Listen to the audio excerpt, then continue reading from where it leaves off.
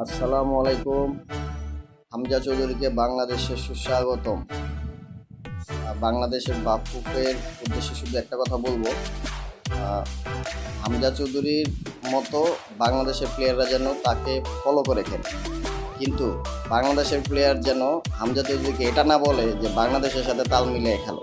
তাহলে কিন্তু বাংলাদেশের টিম কিন্তু যে অবস্থায় আছে এর থেকে কোথায় যাবে এখন তারা নিজেই জানে। 90 সালের সেই ফুটবল কথাগুলি মনে পড়ে যাচ্ছে। আসলে হামজা চৌধুরী আসার সাথে সাথে সেই রৈমত, চুপক, কাজাকপ, ওরা যখন বাংলাদেশে আসতো খেলার জন্য, বাংলাদেশের সাব্বির, তারপর হচ্ছে কি আলফাজ, সেই সুদিনের কথাগুলো মনে পড়ে যাচ্ছে। আশা করছি বাংলাদেশের ফুটবলগুলি সেই সময়ের দিকে যাবে। সো শেষে একটাই কথা, হামজা চৌধুরীকে বললেন না বাংলাদেশের সাথে তাল মেলানোর জন্য, হামজা চৌধুরীর সাথে তাল মিলিয়ে খেলেন, ফুটবলটা পরিবর্তন হয়ে যাবে। ধন্যবাদ।